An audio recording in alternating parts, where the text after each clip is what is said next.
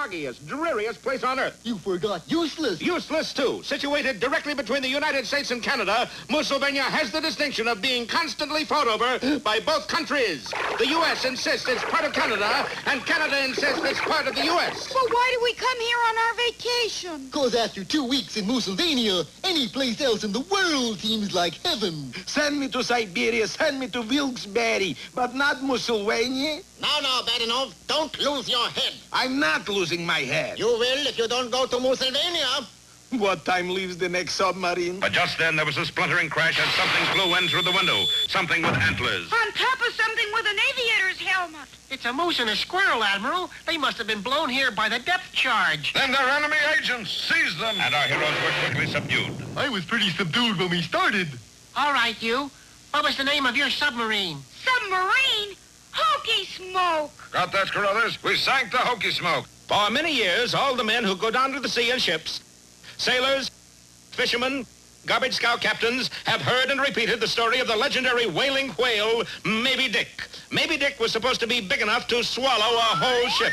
Maybe. He could swim faster than any vessel in the sea. Maybe. And he had been seen by sailors whose reputations for sobriety were beyond reproach. Maybe. Yes, for centuries, Moby Dick has been a shadowy terror for all seafaring men. Pretty exciting, eh, Rock? Oh, that's just an old wives' tale, Bullwinkle. Old wives with whiskers? I mean, it's just make-believe. Make-believe? Sure. There's no such thing as a wailing whale. Well, if you can't believe what you read in the comic books, what can you believe? Oh, Bullwinkle. It's enough to destroy a young moose's faith. Oh, come on. There just couldn't be such a thing. You'd sure make a good premise for a story, though. Now here's something we hope you'll really like.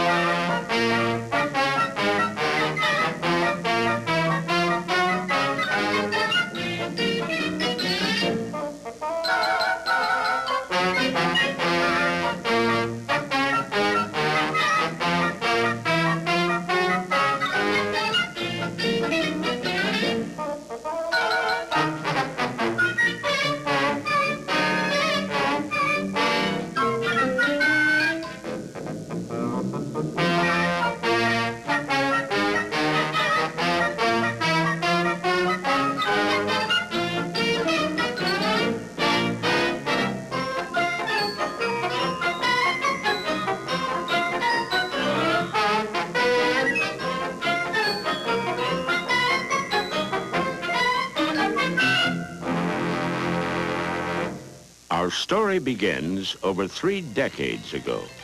They were much simpler times then. The world didn't seem as complicated as it is today, nor did the people. The children of the baby boom generation were growing up in an environment that, on the surface, seemed ordered and secure. It was in many ways a carefree time when Americans looked to the future with hope and optimism. Our President, Dwight D. Eisenhower, the leader of the free world, was the general who led us to victory in World War II, and a man who enjoyed a good game of golf. The leader of communist Russia, our archenemy, was Nikita Khrushchev, a short, balding, bombastic man who kept threatening to bury the free world. He made a perfect villain for the American people. Khrushchev's partner in crime was the dictator of Cuba, Fidel Castro, a man who Americans feared and a person who many of us felt needed a shower and a shave. Now, despite the Cold War, this was a time when our cultural horizons were being lifted higher and higher to the relief of many American parents that hip-shaking rock and roller Elvis Presley had been drafted into the Army and shipped overseas, away from their kids. This was also a time when science and technology looked to be the cure-all for our ills. Man was, for the first time, reaching out into space, although judging by our first efforts, it didn't look as though we'd ever get there. To children growing up in this era, it was, above all else, the golden age of television. Of all the great TV programs of this era, who can ever forget the one show that poked and prodded at your youthful sensibilities and challenged your still developing mind?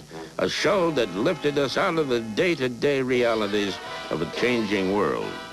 Indeed, a show that gave us two characters who will live forever in the annals of television history and in our hearts and minds. Rocket J. Squirrel and Bullwinkle J. Moose. And our heroes blithely rode straight into frightful danger. Oh, what foul fiend could do a trick like that? What venal villain? What perfidious scoundrel? Allow me to introduce myself. Boris Badenov at your service. Yes, it was true. The mysterious stranger was Boris Badenov, the world's lowest snake in the grass. Please, no more compliments. You'll turn my pretty head.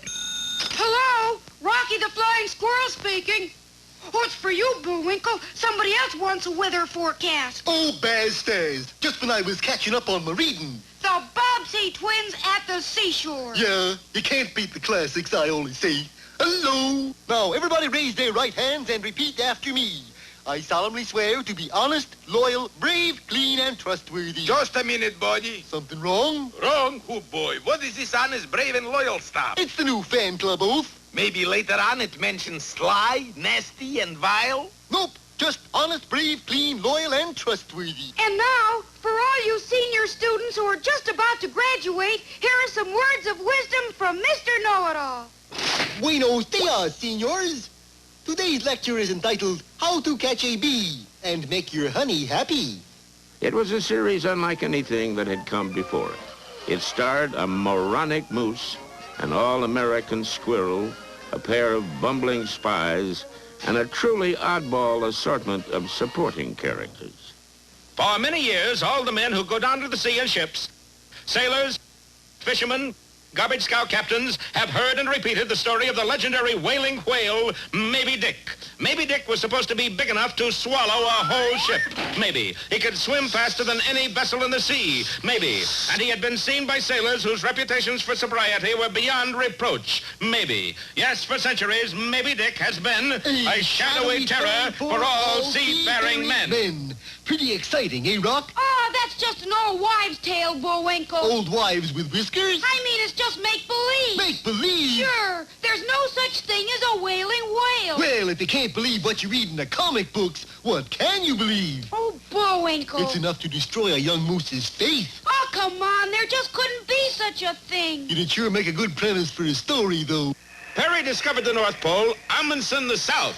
However, neither of these esteemed explorers would have had much success finding Frostbite Falls, Minnesota in the dead of winter. Incidentally, that's it, that steeple sticking up out of the snow. Now, with the town submerged under 30 or 40 feet of the soft white stuff, you might wonder how its inhabitants managed to dig their way out. Well, they don't. They rely completely on the snowplow. A snowplow with antlers. Spring will be a trifle late this fall. There was something particular about the tone of the Bullwinkle cartoons, the Rocky and Bullwinkle cartoons, that really set them apart for kids then and for, kids grown up looking back today, because they had an edge to them, they had a satiric thrust to them, and they had an irreverence to them that really was unlike anything else that we were seeing on TV. The creative force behind this unique series was producer Jay Ward and veteran animator and writer Bill Scott. Jay Ward, who started out in the real estate business, had his first TV success with an animated series, Crusader Rabbit. Ward then joined with Bill Scott, and together they assembled a creative team that became famous for its ability to combine social satire, outright silliness, and world-class puns. Well, our heroes are really closing in on the mooseberry bush, for they've hired a famous mountain climber, Sir Hilary Push-Em-Off, and his friend, the Indian guide, Princess Bubbles, to guide them up the Grimalaya Mountains. Little do they know, however, that the guides are really those two spies, Boris and Natasha. Please, you're giving away the plot. Well, Sir Hilary, here's where we're going, high on the slopes of Why Don't You Take a Peek? Why don't you take a peek? What is new assignment, Boris? Kill moose? No, steal formula. What formula? Who cares? Any formula. Boris couldn't have picked a better day to look for a formula, for in another part of the city, one Dr. Bermuda Schwartz was testing his new invention for the Army. Now, when I push this plunger, that bridge over there is going to blow up in a million pieces. Very well, Doctor. Let it go. All right.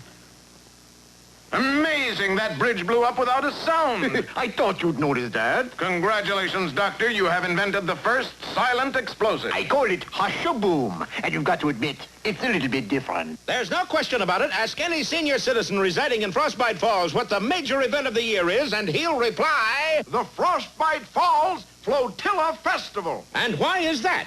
Because all the noisy kids are down at Veronica Lake. Where'd you get that thing? What thing? What it is you're about to launch? And the starry-eyed moose related the story in flashback form of how one day, while ambling along the Old Rocks Road, he stumbled onto an ancient rust-encrusted dhow. How about that? A dhow, spelled D-H-O-W, is a sailing vessel primarily used in the Red Sea and Indian Ocean. Whoa, look at it sparkle. And looky here on the binnacle rock. That's the bow. It says Omar Goodness.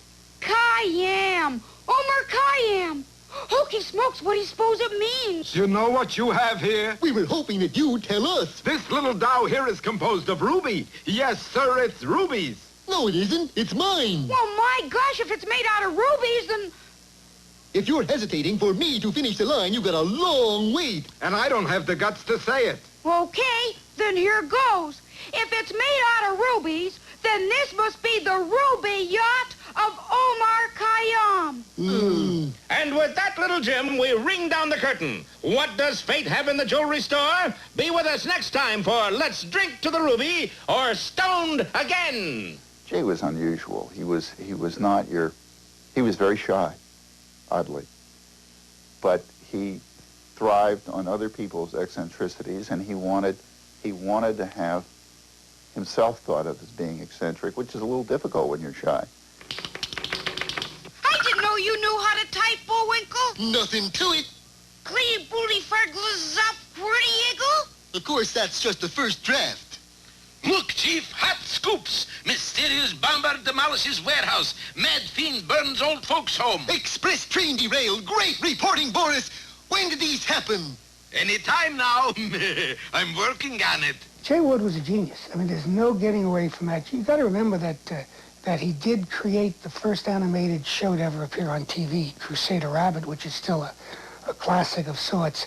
And the man had a way of looking at things that was slightly, left of center. No matter what he looked at, it was always through an eye that wanted to laugh at it. He never wanted to take anything straight. Hello, poetry pals. I'm wearing this Old Mother Hubbard because today's poem is Old Mother Hubbard. Pretty slick, huh?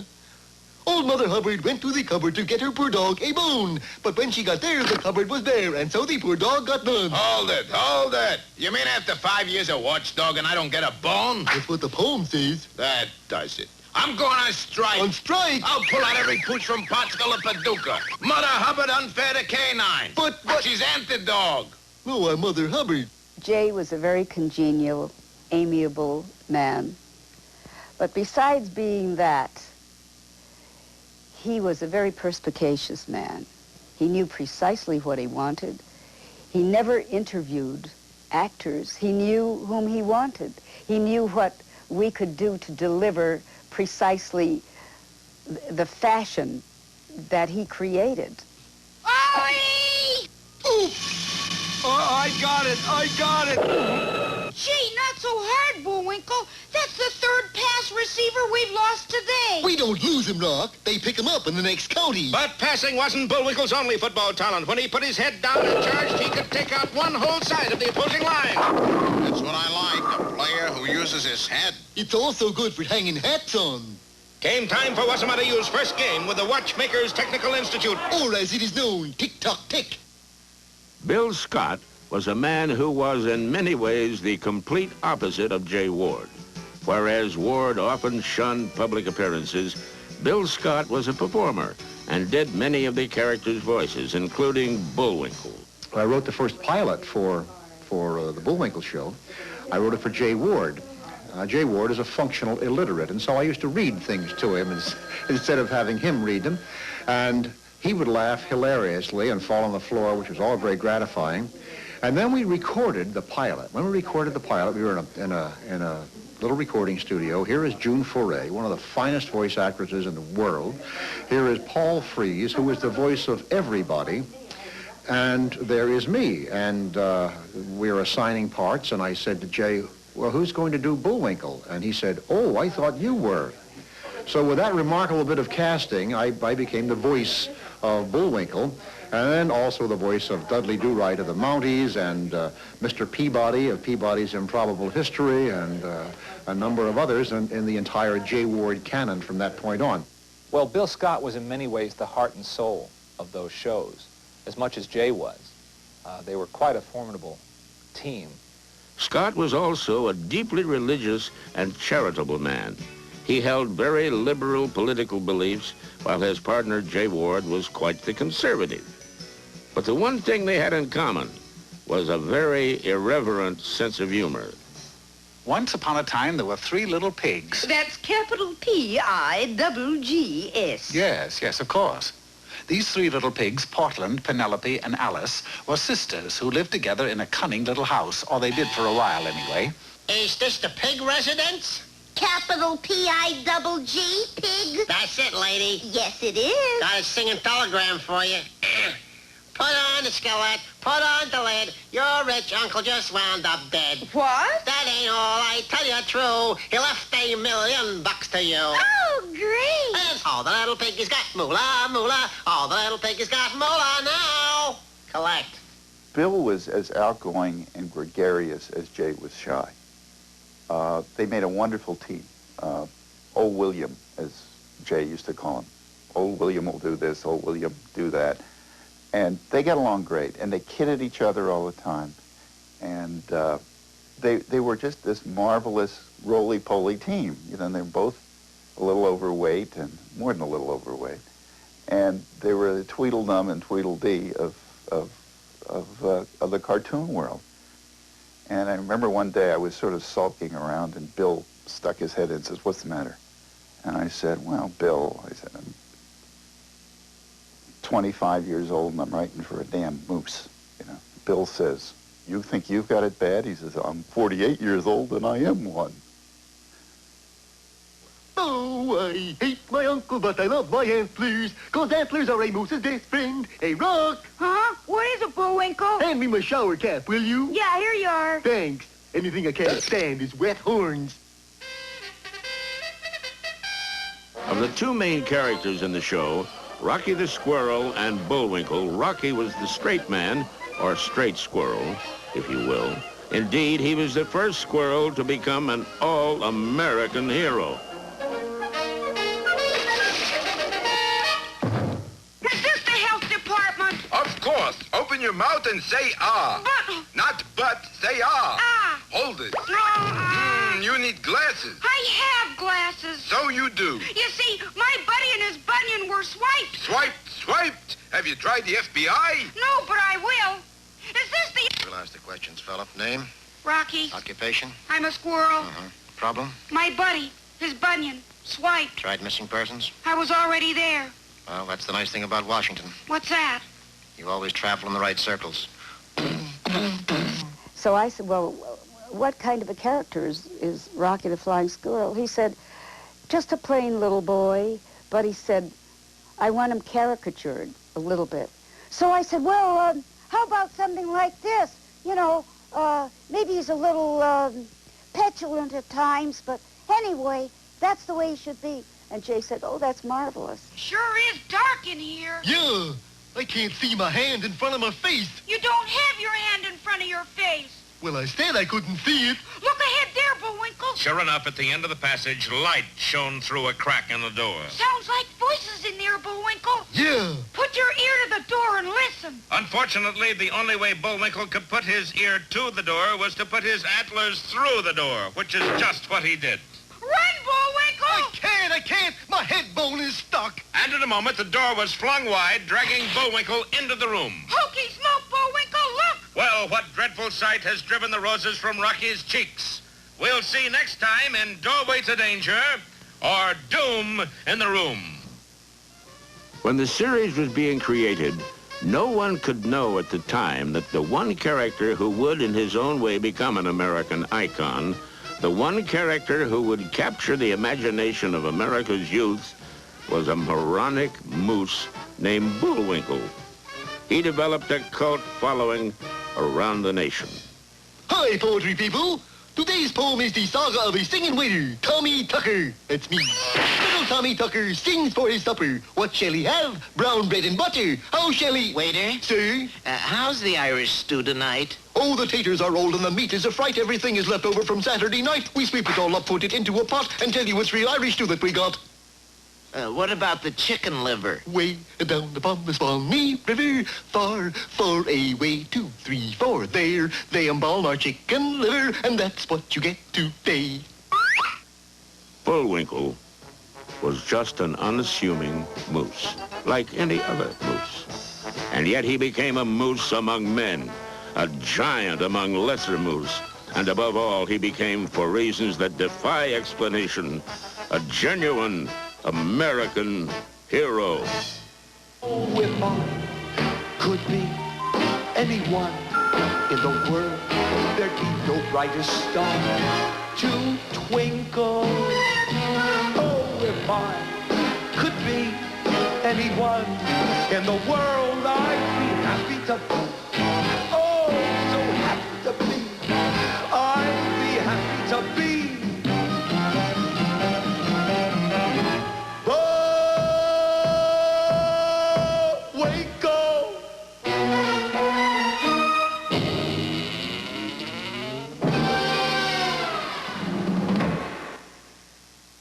Smoke, be sure to stay tuned as we cover the Cold War from Frostbite Falls, and then go off in search of the favorite... ...were concerned, they attracted a veritable creme de la creme of supporting characters. In essence, the Mercury players of the cartoon world. Foremost among these players was that intellectual dog, Mr. Peabody, and his boy, Sherman. Via Mr. Peabody's Wayback Machine, he and Sherman took us on some, shall we say, unique historical adventures.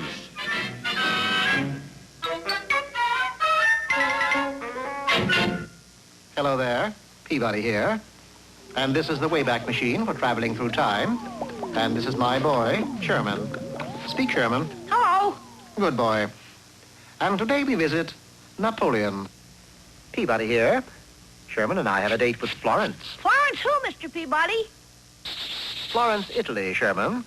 Today, the Wayback Machine will take us back to the year 1506 to a small studio in Florence, where we'll visit that great genius of the Renaissance, Leonardo da Vinci. Peabody here. Today, Sherman and I are going back to the year 64 A.D. to visit with one of history's most renowned violinists. Jack Benny? No, that would be 39 A.D., Sherman. Our illustrious fiddler was none other than the Emperor of Rome, Nero. We set the Wayback Controls, and before you could say quo vadis, we were standing on the steps of Nero's palace. Mr. Peabody, I've always felt came out of Clifton Webb because he was smug and snide and condescending, and the voice was a dead ringer. Well, for a kid who's, suffering through history classes in school, to watch Mr. Peabody and Sherman go into the Wayback Machine and have experiences with these same historical characters. Well, it wasn't supposed to be an educational cartoon in any way, but it was educational because it was making references to things that might ring a bell or that might clarify something, or even in a humorous and backhanded way give you some insight into the person that you were supposed to be learning about. Peabody here, and for you poetry lovers, today's excursion into yesteryear will be a highly informative one. Are we going to visit Ogden Nash, Mr. Peabody? No, Sherman, the poetic personality we will tete-a-tete with is none other than William Shakespeare. Now playing a new play by Will Shakespeare, Romeo and Zelda. Romeo and Zelda? Must be a misprint, but it wasn't, for inside the play was in rehearsal and... Zelda, wherefore art thou, Zelda? Instead of appearing on the balcony, Juliet, or rather Zelda, came marching out of the wings carrying a large flower pot. She left the stage and went directly to a familiar figure who was sitting all alone in the front row. That must be William Shakespeare, Mr. Peabody. And look, she's going to present him with a flower. She presented him with a flower, all right. Pot and all. That'll teach you to steal my play. It's a man wearing a disguise. Francis Bacon, if I'm not mistaken, and I never am. Bacon, you'll fry for this. Oh, hark, what hollow light burneth in yonder patio. Egad, the lad's an ad-libber. Verily, I shall ascendeth yon balcony and meet my beloved. Easy with your big toe, Sherman. You're crushing my collarbone. Zelda! I mean, Juliet! Thou art wherefore, Juliet? You can well imagine Sherman's dismay when, instead of a lovely young maiden, a lovely young lion appeared. In one prodigious sequence, each cat left the balcony and proceeded to empty the theater. He then turned on us. Run for your lives, the performance is cancelled. Quick, Mr. Peabody! No need to panic. We'll simply ring the curtain down. Oh, the tragedy of it all, that this should happen to me. If I ever found the rogue who owned that beast. That beast is mine! Bacon. With eggs! Every Peabody episode ended with a terrible pun. That Peabody would say something outrageous so that the boy, Sherman, would respond with, oh my, that's terrible, that's awful. The only thing I don't understand is why Mr. McSnide wanted to change the rules of golf. Well, you see, McSnide objected to the use of a golf ball. What did he expect to play with? Potatoes. He owned a potato farm and hoped to make a fortune selling them to golfers. But who ever heard of hitting a potato with a golf club? Oh, come now, Sherman. Surely you've heard of mashy potatoes? Pass the gravy. And because of his poor eyesight, a cause of eye trouble was named after him. A cause for eye trouble was named after William Tell? What's that, Mr. Peabody? Why, television, of course.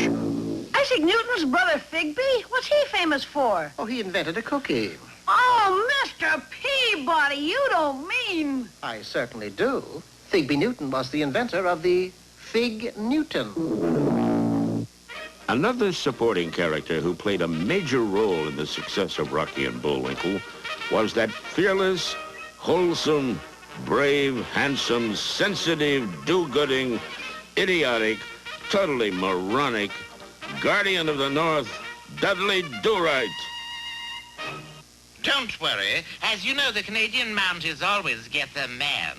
You see, here comes a mountain now. Nell! Nell! I did as you said. I got my man. Dudley, how many times have I got to tell you? This is a dog. This is the man. Oh, all right. You're under arrest. No, not this man. Oh, well, never mind. This is about the squarest Mountie I've ever seen. That's right, sir. Square shooting, Dudley Do-Right at your service. Dudley, how do you feel about Lawrence Welk? Only terrific, Inspector. That's real toe-tapping music. I've always loved the Dudley because Jay said I was modeled after him. Well, he was modeled after me. But if you look at Dudley, he looked like a great Mountie should look. He was the perfect-looking Mountie, but he was a complete moron. I mean, the guy, was the village idiot. That's the interesting thing about Dudley Do-Right is that the Bullwinkle Show is shown throughout the world. They made all kinds of foreign deals.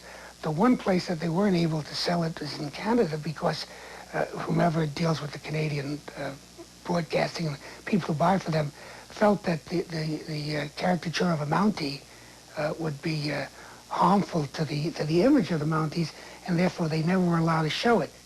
Most of the Dudley Do-Rights I took great pride in because I still am an old silent movie fan, and that's what I tried to do with Dudley Do-Right, was do the iris in, the iris out with the satirical titles, and then even the names, Snidely Whiplash, things of that nature.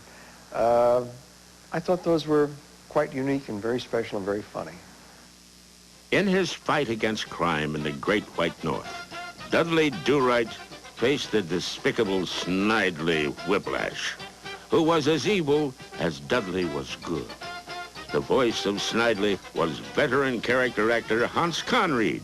And if there is anyone present who objects to this union, let him speak now.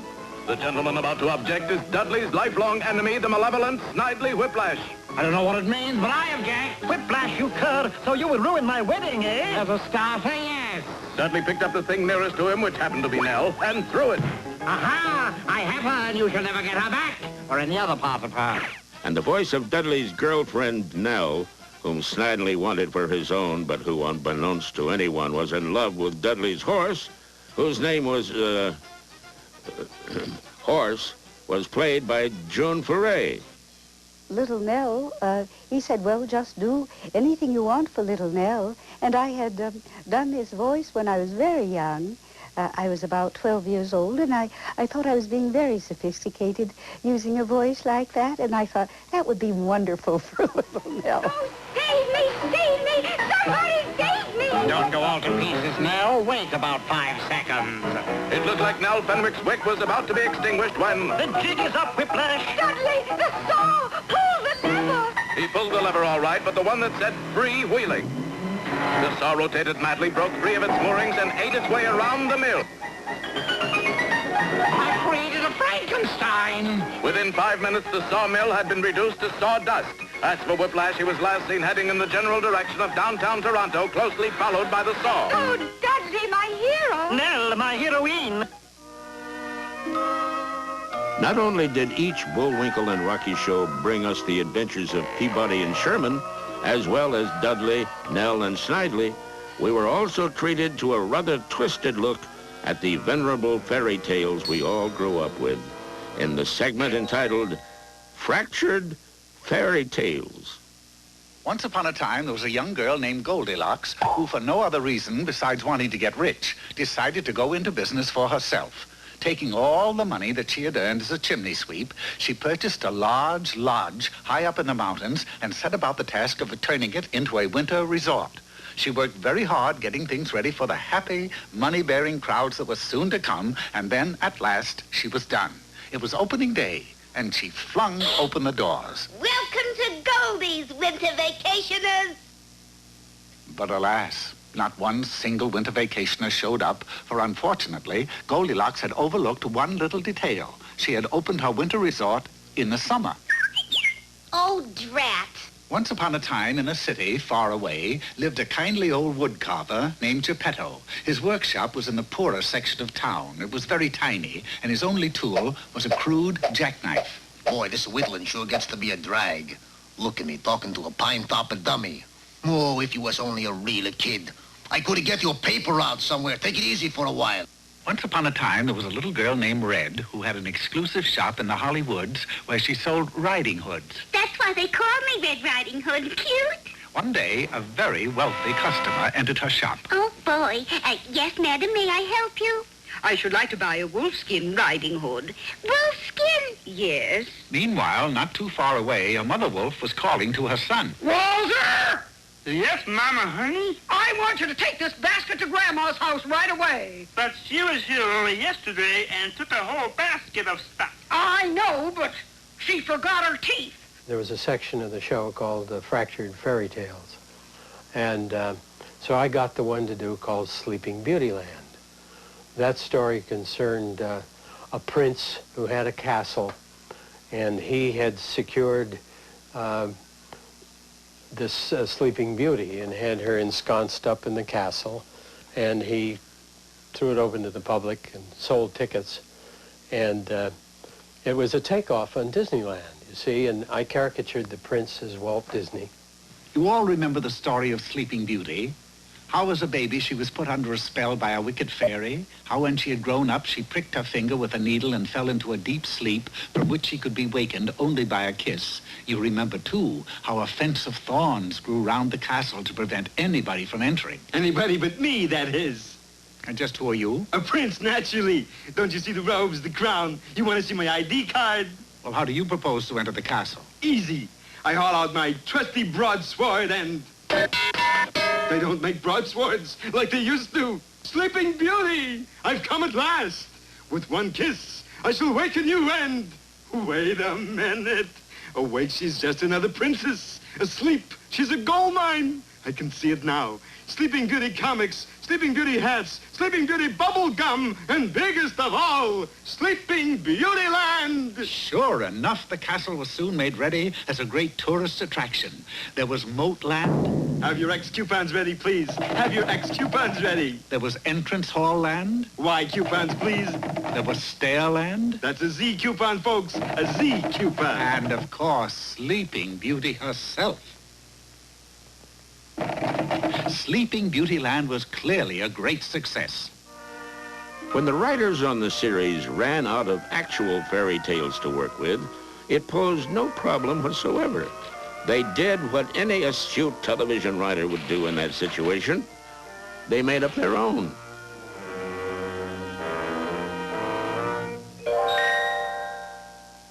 Oh, are you, dear? Enchanted. Gargling doesn't help, huh? You gargling aspirins, mustard plasters, nothing. Oh, maybe if I stepped on your cat's tail. Are you out of your mind? I didn't think it was a good idea. But as King Dumb turned to go. Is this where I get changed into a frog? Worse than that, fella. Let me look. You will marry the queen and have a son with a nose like a cassava melon. And until he says to the world, I got a nose like a cassava melon, he'll have a nose like a cassava melon. You got that? Oh, it seems a little hard. But if anybody tells him the magic words ahead of time, they shall perish, like instantly. Understand? Is it over? Am I a frog? I don't think so, dear. No, he wasn't. And what's more, the queen was no longer under her enchantment. And so the king married the queen, and they lived happily ever after until their first son was born, at which time the king turned into a frog and was never heard from again.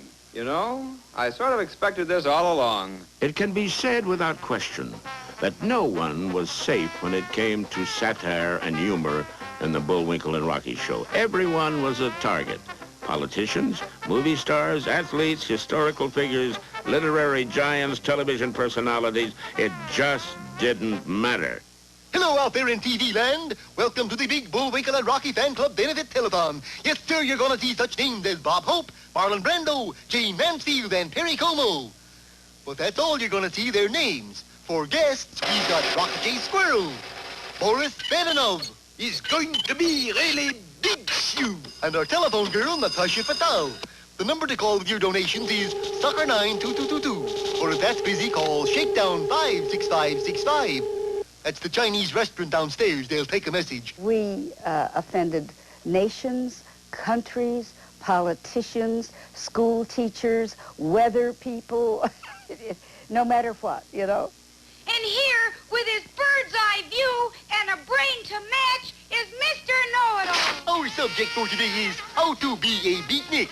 Some people think the beatnik is merely a bum with sunglasses, but he is more than that. Though not much. The first step in becoming a beatnik is to grow a beard. This can be a long process, particularly if you're a girl. Clothing-wise, we should remember this important rule. The well-dressed beatnik is seldom neatnik. But everybody was under Jay's satirical eye. He and Scott had that, because they were such opposite points of view in terms of the political thinking. Then they would attack the right, the left. It didn't matter. They would just anybody who was pompous, without humor, businesslike was always could be scalpeled by those guys. One of the most famous running jokes in the Bullwinkle Show concerned a television personality named Durwood Kirby. Kirby first became famous as the co-host of the Gary Moore Show, and then moved on to co-host the hit series Candid Camera. Using the name Durwood Kirby, the creative team came up with a storyline that revolved around the search for the fabled Kerwood Derby. Here is the ultimate weapon. That's a weapon? That's the weapon. But that's just a derby hat. Not just a derby hat, bad enough. This is the Kerwood Derby. The Kerwood Derby? Quiet, you fool. The Kerwood Derby? Jawohl. And Phyllis Leader told Boris the legend of the fabulous bowler. The Kerwood Derby had first been owned by a cave dweller many eons ago who put it on and said, Pardon me, my dear. I've got something to do. Like what? I'm going to invent the wheel. And he did. Later on, it was owned by a man named Aristotle, who one day in his bath cried, Eureka! I have found it! You found Aristotle's law of displacement and specific gravity? No, you idiot. I found the soap. The Kerwood Derby was won by Philip of Macedonia when he conquered the world, and by Genghis Khan when he conquered the world, and by Julius Caesar when he conquered the world, and by Elvis Presley when he... Oh, never mind. It disappeared for a time, but its last known owner was a Princeton college professor who put it on and said... Of course, E equals MC squared. Why didn't I think of that before? Yes, the Kerwood Derby turns anyone who wears it into the smartest man in the world. And they got this lawyer's letter from Durwood Kirby, who was a big TV star at the time. And Jay sent them back a letter saying, yeah, please sue us.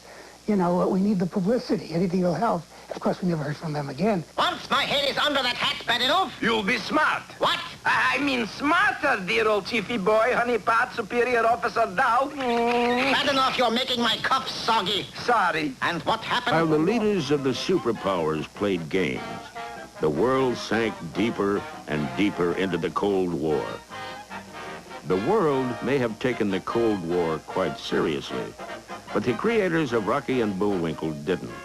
Their answer to the Cold War was the creation of the arch spies from Pennsylvania, Boris Badenov and Natasha Fatal.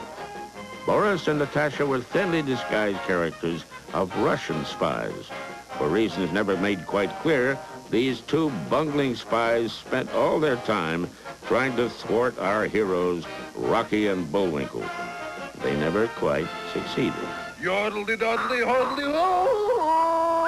Allow me to introduce myself, Sir Hilary Push-em-off at your service. Come down, princess. Who's that? That is famous Indian guide, Princess Bubbling Spring that runs in the meadow. Call me Bubbles. I got low standards, you know. Come, Natasha, we start our own outfit. The Boris Badenov Fan Club. Well, what do you think of the new clubhouse? Is real eyesore, Boris. You really think so? You're not just saying that to make me feel good? Oh, I wouldn't kid you, darling. With little work, it could be blight out the whole community. Think big, Natasha. We'll have Boris Badenov fan clubs blemishing whole country. New chapters festering up everywhere. How do we do this, Boris? How else? Advertise on television. Feeling grouchy, irritable, nasty? Then Boris's fan club needs you. Modern day clean living got you down. Want to strike a blow for foul play? Then join Boris Badenov Beast Corps. This was a paid fanatical announcement. Double your pleasure, double your fun. Join Boris's fan club and learn hit and run. You know, there were those implications that a lot of the stuff about Boris and Natasha were inspired, and there was some kind of sinister CIA infiltration into our ranks to make the Russians look bad. I mean, nothing could have been more ridiculous than to suggest that. Oh, bury me not on the lone prairie. Boris, they're crazy about Moose's singing. Well, two can play at that game. Natasha, hand me my belly like and my big cheese disguise. Here, darling. Me. And then began one of the strangest battles of all time, a musical contest to capture the affection of 100,000 moon mice. You ain't nothing but the moon mouse, munching all the time. Come along to Auntie Skinner's chicken dinner, the one who picks a wishbone. All I ask is don't step on my blue suede tail. There must be little cupies in the briny. There must be little cupies in the sea. You're my little high school moon mouse. Bullwinkle, look! Your audience is leaving you. Looks like your singing career's over already. Man, that was the shortest career I ever had. Yes, the moon mice were leaving the boys' cottage and heading right for Boris. Looks like you've won, darling. What I told you, Natasha, you can't keep a good rat down. Boris Badenov and Natasha Fatal represented everything that was evil and anti-American. They were, as Boris himself would have proudly put it, a couple of no-good dicks. Boris's voice was done by actor Paul Frees, and Natasha was voiced by the multi-talented June Foray. So I said, well, how would you like Natasha? He said, don't make her Russian. He said, she is not a Russian spy. She and Boris are from Pennsylvania. Because, as you know, Russia thought that we started the Cold War with them. They were very incensed about that. So we tried to make it a Pennsylvania accent. Boo-hoo-hoo! Hold it, Bullwinkle. That sounds like a lady in distress. So? Gee, didn't you ever read the Hero's Handbook? I can never get past the picture of General MacArthur on the cover. Well, Chapter 2 says we should always help ladies in distress. Hi there, lady. Are you in distress? Distress, that dress, who cares? I'm distraught. Do we help ladies in distraught? What's the trouble? It's about next Saturday's game. With Hard Knocks College. Don't worry, we'll mobilize them. That's just it. My little brother is on that team. Your brother? Crazy Legs Countfuss. And if Hard Knocks doesn't win Saturday, they'll throw him off the team. Gee. They'll take away his sweater. And it's turning cool, too. They won't even let him watch American Bandstand. Is there no pity anywhere? So, you're great, big, wonderful moose. That's me, all right. Maybe you could see to it that Hard Knocks wins next Saturday. Why not? Bullwinkle, you can't do that. I'm supposed to help ladies in distress. But Chapter 3 says you never throw a game. Well, you read your chapter, I'll read mine. What was that you called me, Missy? A great, big, wonderful schnook. Well, Jay and Bill encountered many problems with the NBC. They were called standards and practices. And in fact, Bill used to say to me that they have a policy for not doing something. They never have a policy for doing anything. It's always not doing anything. I know one of the times they had Sam the Native, who was Bill Conrad. Well, anyway, he had Bullwinkle and Rocky in a pot. He was going to make a stew out of them. And one of the network people called Jay and said, "You can't have cannibalism on the show." And Jay said, "A moose and a squirrel?" And meanwhile, what of Rocky himself? Well, he's tied to a stake in the middle of a mesa, awaiting heaven knows what. Yeah, what are we waiting for? We wait for Big Chief. It's pretty cold out here, you know. No worry. We build fire for you. And our hero's captor set fire to a pile of branches on which he was standing. Hey, you can't do that. Who say? The network say, quote, "No cannibalism on TV," unquote. We don't eat you, just roast you. Oh, well, I guess that's okay then. And the network-approved flames lick higher and higher. Don't miss our next episode, The Fire Chaser, or Bullwinkle Goes to Blazes. Of Jay Ward's many talents, perhaps he was best at creative publicity for Bullwinkle and Rocky. In 1963, he and East Coast press agent Alan Foshko put on the first and last Coney Island Film Festival, attracting over 4,000 fans. But maybe his most famous stunt was the building and then unveiling of a 15-foot statue of Bullwinkle and Rocky that stands proudly on busy Sunset Boulevard. He was promotional-minded in those days because he was going to take Sunset Boulevard and block it off and put up this huge grandstand and put bands up there and just celebrate. Bill and Jay wore top hat and evening clothes, but tennis shoes.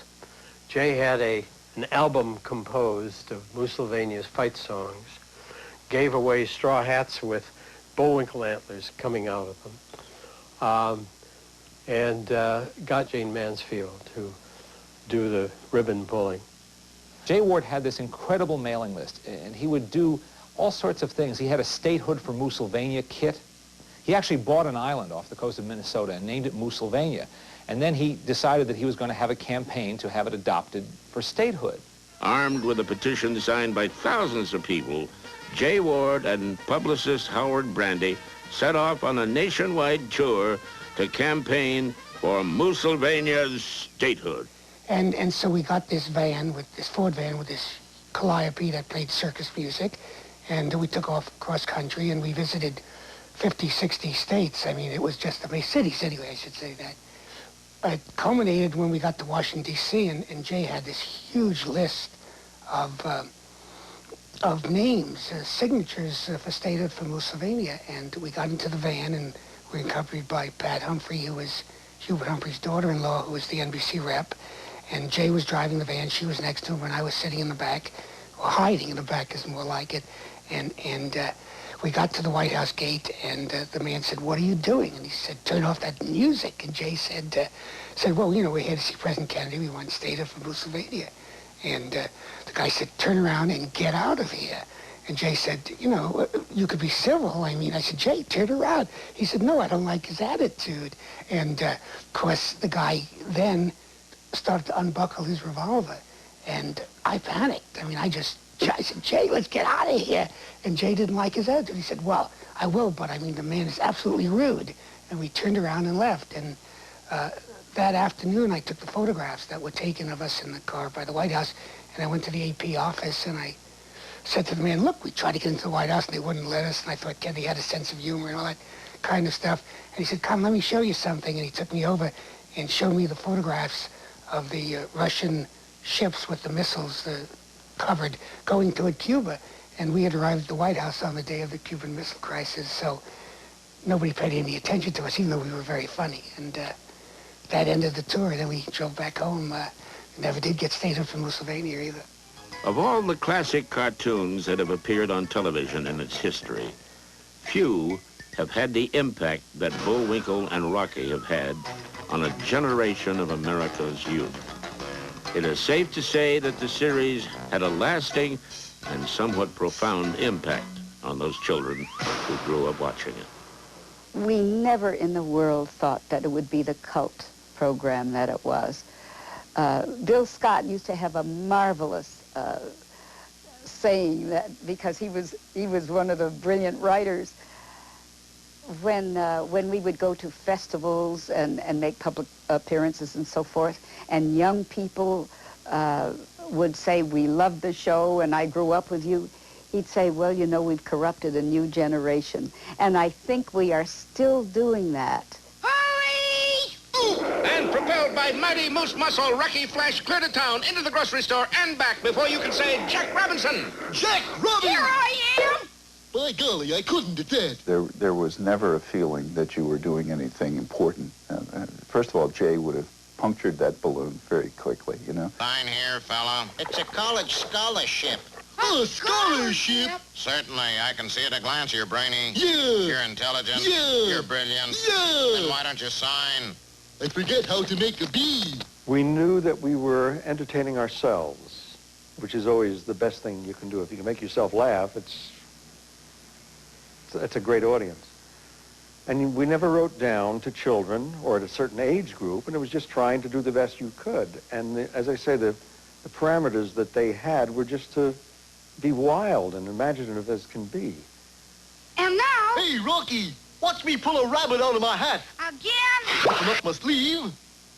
Presto! No doubt about it. I gotta get another hat.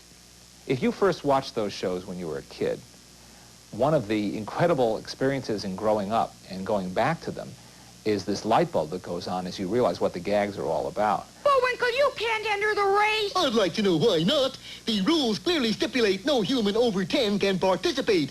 I'm about as inhuman as you can get. You're a moose. And that's another reason. There's so much joy that was in my life because of Jay, that there's an emptiness now that it's hard for me to express. But you know, Jay Ward, I'm getting the chills. Jay Ward really was the kindest, most gentle, funny human being I've ever been associated in my life. How do you thank somebody for a million laughs? And here on the soggy shores of Pennsylvania, we find our heroes Rocky the Flying Squirrel and Bullwinkle Moose. Boy, what a terrible place. Only too true. Pennsylvania is the wettest, soggiest, dreariest place on earth. You forgot useless. Useless, too. Situated directly between the United States and Canada, Pennsylvania has the distinction of being constantly fought over by both countries. The U.S. insists it's part of Canada, and Canada insists it's part of the U.S. Well, why do we come here on our vacation? Because after 2 weeks in Pennsylvania, any place else in the world seems like heaven. Send me to Siberia, send me to Wilkes-Barre, but not Pennsylvania. No, Badenov, don't lose your head. I'm not losing my head. You will if you don't go to Pennsylvania. What time leaves the next submarine? Well, our heroes have certainly had some terrible shocks in more ways than one. For just as they were about to be rescued by a Coast Guard ship, the vessel tossed a couple of death charges at them. Rocky and Bullwinkle had disappeared. At the Coast Guard, jubilation reigned. Good show, Carruthers. They're gone. Thank you, sir. Send this message to Washington. Sighted sub, sank same. But, sir, somebody already said that. Nonsense. If they liked it once, they'll love it twice. Yes, sir. But just then, there was a splintering crash as something flew in through the window. Something with antlers. On top of something with an aviator's helmet. It's a moose and a squirrel, Admiral. They must have been blown here by the depth charge. Then they're enemy agents. Seize them. And our heroes were quickly subdued. I was pretty subdued when we started. All right, you. What was the name of your submarine? Submarine? Hokey Smoke. Got that, Carruthers? We sank the Hokey Smoke. Last time, you remember, the trustees of Wassamata U were wondering how to keep their college from going bankrupt. How about giving an honorary degree to Danny Warbucks? You ninny, he's only a make-believe character. We're real? In the end, of course, they followed the lead of so many other colleges. They decided to get a winning football team. As a result, 2 scouts are trying to sign a Bullwinkle. Bullwinkle, you know who these fellas are? Pick and Pat? No. Gallagher and Sheen? No. Null and Void? Fair and Warmer? No, they're scouts. If they're scouts, let's see 'em rub 2 sticks together. They're football scouts. Then let's see 'em rub 2 footballs together. Let's check the little old rule book, Edgar. Uh-oh. Trouble? Says here we can enroll anybody except a moose. Let me see that. Oh, Chauncey, that doesn't say moose. No? That's mouse. Hot diggity! Well, the old place is back to subnormal, Rock. Yeah, and we... Hey, was that a shot? Heck no, Rock. Well, it sounded like a shot. Nope. Then what was it? That was the end. By George, he's got it. It is the end. But watch for another episode soon of Rocky and Bullwinkle.